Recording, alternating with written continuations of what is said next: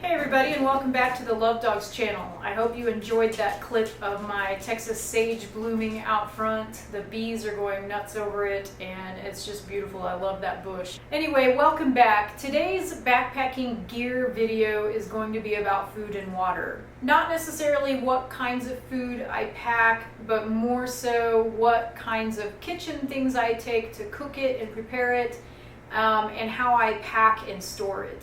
With regard to water, I'm going to talk about how I filter it and how much I typically carry, especially since I'm backpacking with two large dogs. First, let's talk about food storage. The Colorado Trail is black bear territory, and as such, I have to consider how to pack and store my food in a way that's as safe as possible for the bears as well as myself and the dogs. It seems pretty obvious that we would want to protect ourselves from the bears, but maybe less obvious is the fact that if a bear does get a backpacker's food, then they risk becoming habituated and therefore becoming an enormous risk to humans. Typically, such bears end up being euthanized. Bears don't know any better. All they're doing is hunting and trying to get food. Especially in the later summer months, they are preparing, they're storing their calories and their food for the long winter months in their den. Humans, however, we know better, and there are a few things that we can do to keep ourselves and the bears safe. So ultimately, the goal is to keep bears from eating our food, and better yet, even from finding it at all. So I'm just going to share a few things that I have done and continue to do that helps to mitigate the risk of bears coming into my camp at night and trying to get my food. So keep in mind, these methods that I'm about to tell you about are considered bear resistant, not bear proof. Nothing is 100% bear proof. That said, we should still all try to do as much as we can to prevent bears from getting our food. So for years, I actually used a bear canister, and I forgot to set it out on the table, but bear canisters are required in some areas, but they are not required on the Colorado Trail. I had to buy one for a trip a long time ago that required it, and I just started using it ever since because it felt safer and easier at the time. So a bear canister is a hard-sided canister. I have the Bear Boxer Contender, and it weighs 1.7 pounds. It's quite small and it doesn't hold a lot of food. A few years ago, I finally bought an Zpacks. It's a 10-liter bag and it holds more than a bear canister, but still not quite enough for myself and the dogs for a week-long trip. The positive aspect to these bags is they're lighter weight. The smallest one I think weighs in at 7.2 ounces empty. They're a little more malleable and can be formed to your backpack versus the hard-sided canister. These are bear-resistant bags that are made from Spectra and Kevlar. In other words, very strong material that has actually been tested against a bear's claws and teeth and found to be bear-resistant. Notice I didn't say bear-proof. There are plenty of stories about these bags getting shredded and people's food getting crushed inside. I will just say that these Zpacks bags were never intended to be used by themselves. They were intended to be paired with an odor-proof bag called an OP-sack. So the way it's supposed to work is that you would put your food and smelly items in an OP-sack, which is an odor-proof zip-top bag, and then you would put that bag inside the Zpacks. This is the Zpacks Major. I put reflective tape on it because otherwise it's sometimes hard to find these if you're trying to find them early in the morning when it's still not light out. So this actually will reflect in my headlamp and it's easier to find. So I also have a bear bag kit from Zpacks that's basically a Dyneema bag. It's bigger than the Zpacks. But it's just a Dyneema bag with a Velcro top and a clip closure as well. This is waterproof, but it is also not made of any kind of fabric that would be resistant to a bear's claws or teeth at all. not in the slightest. So the Zpacks kit actually came with 50 feet of cordage and another small Dyneema stuff sack that you would put rocks in, that you could then cinch closed and throw over a tree to hang the food bag.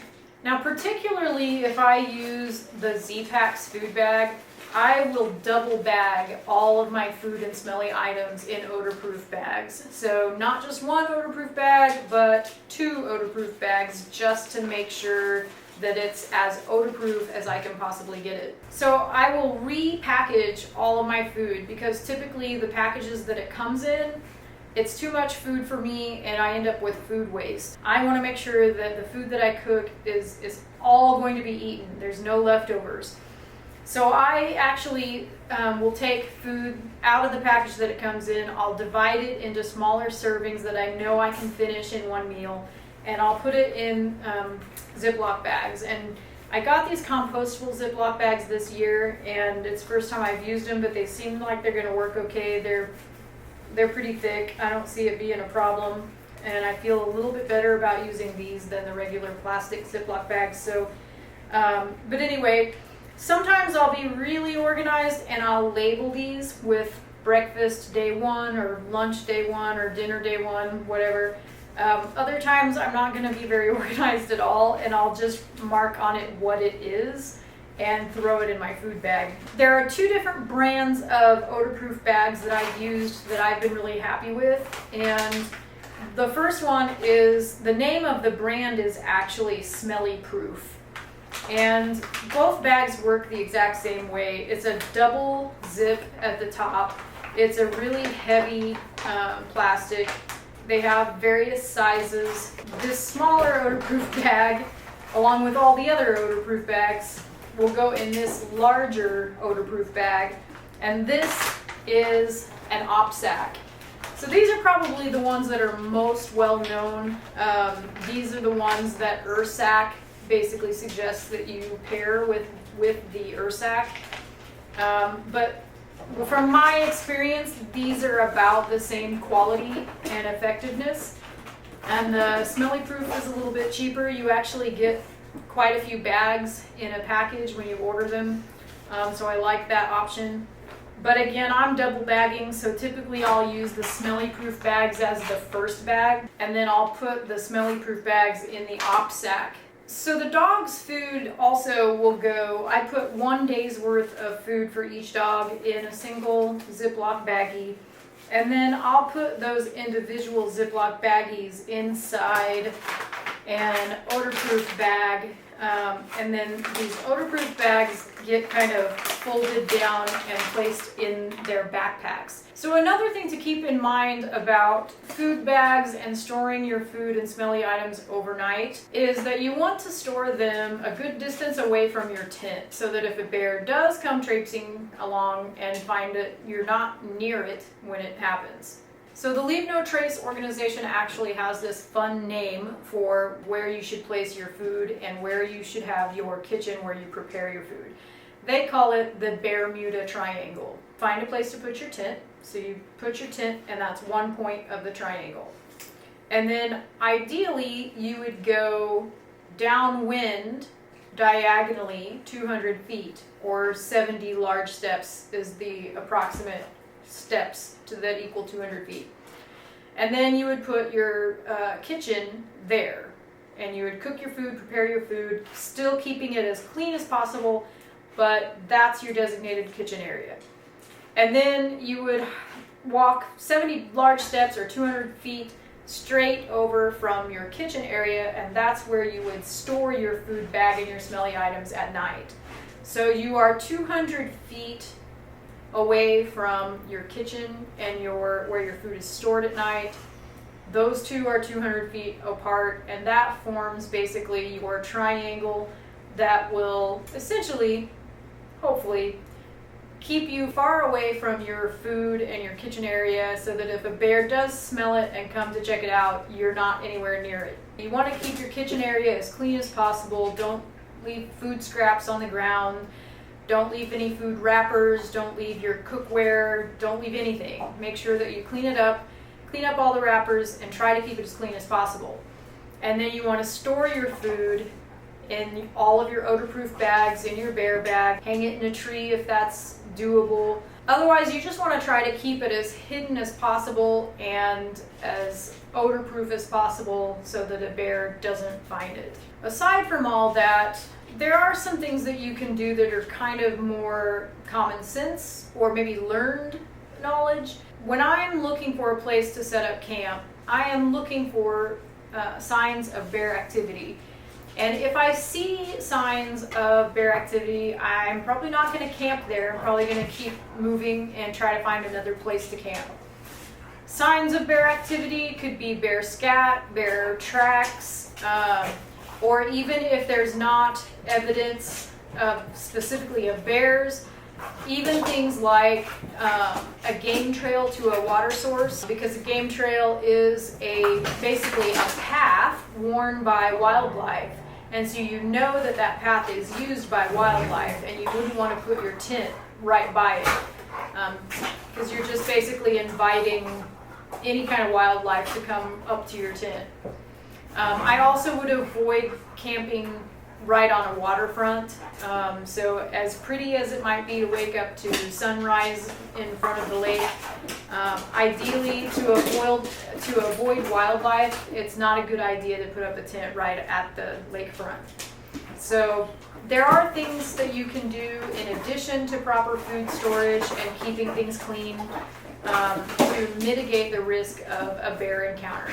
So now that I've talked about things to do to mitigate the risk of a bear or other wildlife encounter at camp, I'm just going to briefly go over my kitchen kit, what I use to cook and prepare my food. It's really simple. I don't bring a lot. This is my kitchen kit. So I do keep everything in the original little mesh bag. It just, it's very lightweight and it keeps everything together. This is a Toaks 550 milliliter pot. This is what I will cook and eat out of. Basically, I will just boil water in here first and then pour my dehydrated or freeze-dried food in the pot. Put the lid back on, wait until it's done, and then eat it straight out of the pot. I use a MSR spork. It's a little foldable thing. Pretty simple kit. As soon as I'm finished eating, I will clean this. I try to keep everything as clean as possible, and I clean it as soon as I'm finished eating so the food doesn't have time to harden on the sides of the cup. It's easier to clean that way. I keep a small pack towel in my kitchen kit, and that is basically just to dry the pot after I've washed it so that I can immediately put everything back in the pot and be able to store it for the night. So let me show you real quick my stove setup. I typically will only bring a small 3.5 ounce canister of fuel. I don't bring the big ones. I've usually found that this is more than enough, even for a week-long trip. I'm pretty efficient with it. I only have it on long enough to cook the food, and then I turn it off to save fuel. These fuel canisters, when you pull the cap off, it exposes the opening, and you just screw the stove directly onto the fuel canister. The stove has arms that fold out. Sometimes it's a little tricky because they all want to hit each other. So it's very tiny, but it fits the pot just fine. I mean, you want to make sure that you're on kind of level ground, otherwise it might tip over, but works really well, fits perfectly. There's a little handle that turns it on and off, and it adjusts the flame. And then I carry a little mini Bic lighter to light the stove. The stove folds back up. Put that back in the pot, put the towel back in the pot, put the mini Bic lighter back in the pot, put the lid on, and then put it back in my mesh bag. And that is my cook kit. Very simple. I will just add about the stove. Even if I'm not packing food that needs to be cooked, I typically will bring the stove anyway, because on multiple occasions actually, either I've encountered other hikers that have been near hypothermic, or it's just been very cold, and the quickest way to get warmed up would be to light up the stove, especially when there's a burn ban and you can't start a fire. This is what I consider to be kind of a first aid / emergency item. So I typically will pack this even if I'm not packing food that needs to be cooked. I did forget, for the food kit, I didn't bring it out to show you, but I also pack a little 300 milliliter titanium mug that I use to drink my tea out of. It's only 1.5 ounces, and it's nice to have an extra mug to have my tea in the evenings or in the mornings. So for water, I only filter it. I don't think I've ever used tablets on the Colorado Trail. I think if it was muddy water, or sometimes you get water out of like a stock tank, sometimes that's just the only option. I might use tablets, but generally, and I do pack them. I put them in my first aid kit just as precaution. But typically, I only filter. What I started out using many years ago was called a Geigerrig, and it was a hydration bladder. It was a 3-liter bladder, and it had an inline filter that you clipped into the hose. And that system worked really well for a long time. Long time ago, I wore a backpack that actually had a pocket for a hydration bladder, and the hole that you kind of thread the hose through and all of that. The pack I have now doesn't have a separate pocket. I think it has a little loop that you could hang it from, but there's no separate pocket to keep it separate from the rest of your pack contents. And so I switched to just using separate 1-liter bottles, and I actually found that I preferred that method. So I keep a liter on each side in my bottom pack pockets, and I have found that I'm more flexible in my right arm, so I can reach back with my right arm fairly easily. So the bottle that ends up getting used the most when I'm moving down the trail is on the right side. Anyway, so I actually found that I much prefer that system of just 2 single 1-liter bottles. So I use now these Katadyn BeFree filters. I have 2 and I carry both. Typically I will pack these empty, so it's nice because you can scrunch this down when it's empty. And I will carry 1 on each side in the upper pockets of my side pockets of my pack. And so I'll have those handy, and then if I'm on a long dry stretch, then I can fill these completely full. Each one of these bottles is 1 liter. So I can have 2 extra liters of water just by using my filter bottles.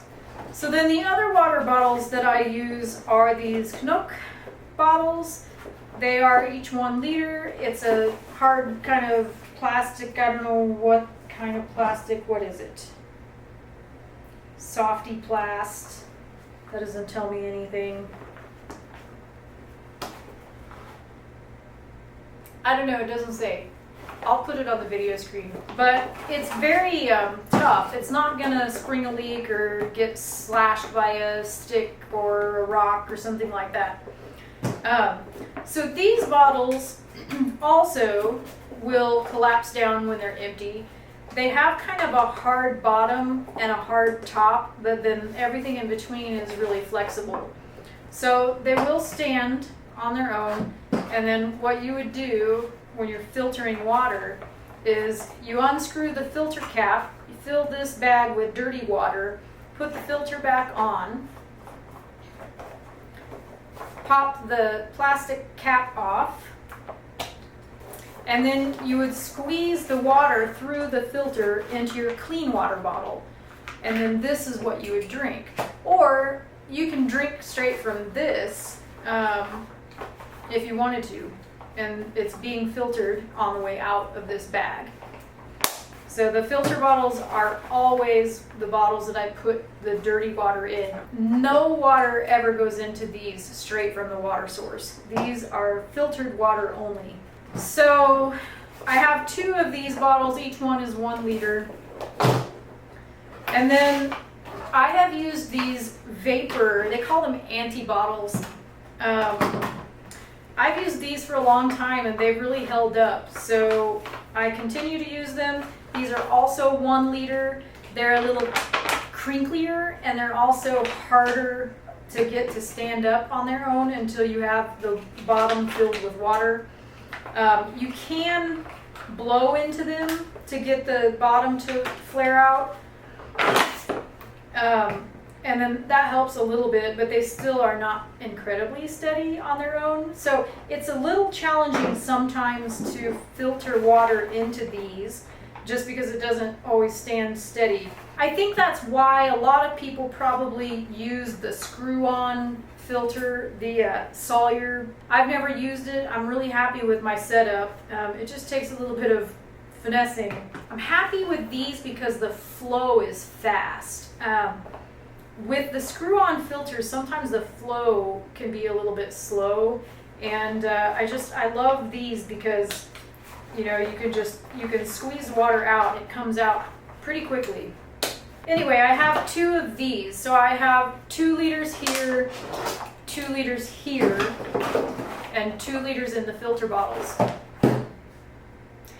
That has worked well for me so far. As far as the dogs go, I let the dogs drink out of water sources directly if it looks clean. Occasionally there will be a stagnant pond, and I try to keep the dogs from drinking out of stagnant water, but if it's a flowing water source, the dogs just drink directly from it.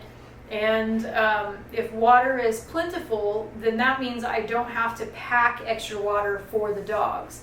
Now, on this upcoming trip, there's going to be like a 20-some mile stretch that potentially is completely dry.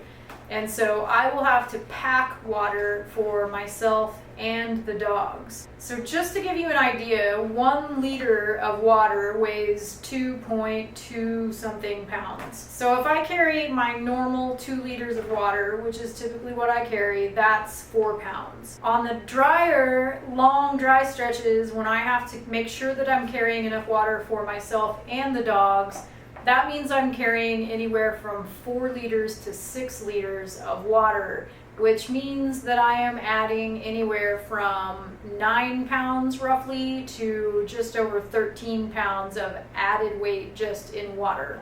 The base weight of my pack without food and water is right around the 20-pound mark. So that means when I'm carrying extra water for long dry stretches, my pack weight can easily get to be about 40 to 50 pounds. Totally worth it, but nonetheless challenging sometimes in the mountains at elevation.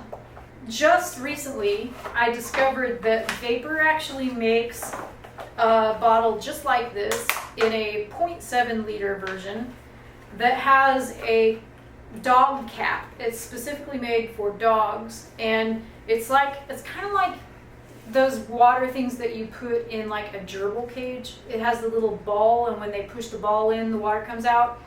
I'm not really sure how my dogs are going to take to that, but I bought one, and we'll see if they like it. It's supposed to allow dogs to drink straight from the bottle without wasting water. So currently for the dogs, I pack these Dexas collapsible bowls, and they stay up pretty nicely. But I pack 2 of these, 1 in each of their packs. They carry it. And these double as food and water bowls, so they eat and drink out of these bowls. But they're nice. They don't weigh very much at all, and they're collapsible with a hard rim. So those are really nice. What I do then when I need to give them water is I pour water into the little bowl, and that's great, and it has worked really well. Occasionally they don't finish it all, and I'm forced to just toss it, which I'm never happy about, because as a backpacker, when you're out in the backcountry, you never want to waste water.